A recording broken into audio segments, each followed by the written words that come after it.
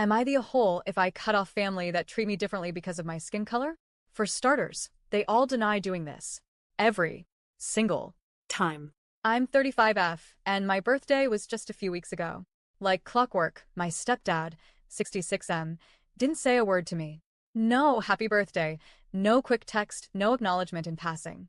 It's not new, it's a pattern I've learned to expect. A few years ago, we were all on vacation in Hawaii, and the trip overlapped with my birthday. The whole immediate family was there. My mom, my stepdad, my siblings, the grandkids, even my aunt. People said happy birthday throughout the day. We went out for a nice dinner, and it was actually a pleasant day, except for the fact that my stepdad sat there through the entire celebration like it wasn't happening. He ate the food, he joined the conversation, but didn't once acknowledge that I was another year older. My stepsister, 39F, and her husband didn't even bother to show up to that dinner, though they did send their kids, but at least they had the decency to send a happy birthday message. My stepdad? Nothing. Yesterday, my mom, 55F, casually asked me, "Did your stepdad wish you a happy birthday?" I just said no. Her response? "He's a jerk," followed by her going right back to tapping away at a game on her phone. That was it. No follow-up. No conversation. I finally said, this isn't the first year he's ignored my birthday. Honestly, I wish you'd stop expecting me to call him Dad. He's your husband, not my father, and that title isn't automatic. She didn't even look up when she replied, "I never knew he ignored your birthday in the past." That's the line I've been hearing for years. I never knew about that. Anytime I bring up something, whether it's my own experience or something a cousin or aunt has noticed, she brushes it off with that phrase. And maybe she thinks that makes her sound neutral, but to me it's just another way of saying she doesn't care enough to notice. Here's the part that really matters. I'm mixed race. Half black, half white.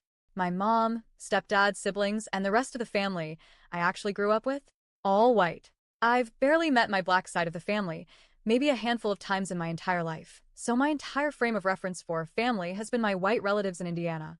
Skin color has never been a big deal to me personally, but it has always been a big deal to them. Not in the overt, hood and torch kind of way, but in the way that seeps into jokes, observations, and selective treatment. And if you ask them about it, they'd swear up and down they aren't racist. I'll never forget the first time my aunt came to visit me in Chicago. I live in a predominantly Jewish neighborhood, and the very first words out of her mouth were, "Oh, look at all of the white people walking around. This is a safe neighborhood." She said it like it was a compliment. There have been smaller moments, too, ones that don't feel small when you stack them up. Like the time I walked into the living room to see my stepdad and stepsister hunched over a laptop, laughing so hard they were wiping tears from their eyes. I asked, "What's so funny?" And they exchanged a look before saying, "No, you wouldn't get it." Later, curiosity got the better of me, and I found the video myself. It was a clip of a little kid with a speech impediment, and the adults in the video were goading her into repeating what sounded like the N-word over and over. My stepdad and stepsister found it hysterical. My mom married my stepdad when I was 15, but they had already been together before that, secretly, because she was still married to my dad. She ended up pregnant with my youngest sister, now 21F, and since she couldn't afford another child on her own, she wrote my stepdad a letter basically demanding they get married and that we move into his house. We did when I was 13. That house never felt like home. My stepdad yelled about everything, and I don't mean from talking tos. I mean full-on screaming over dishes not being put away fast enough, floors not being swept exactly right, the trash not being taken out immediately. We told my mom we were scared of him, and she told us it was our fault. Even extended family members noticed his temper, but when they brought it up, he'd just say, "That's not yelling." And then there were the evenings I came home from marching band practice or sports practice to find him sitting in the living room, watching porn on the TV. That was the only way into the house from the street, so I had to pass him to get to my room. My sisters and I all became bedroom kids after moving there, the kind who retreat to their rooms the second they're home, only emerging when absolutely necessary.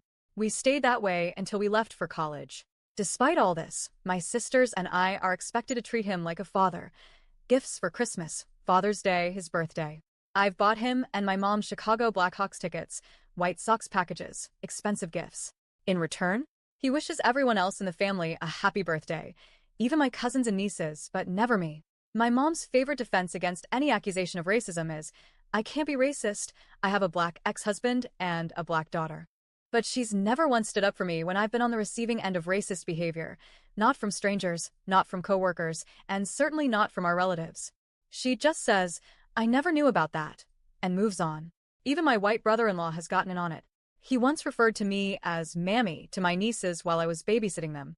I remember standing there, frozen, wondering if anyone else was going to say something. No one did. I'm exhausted.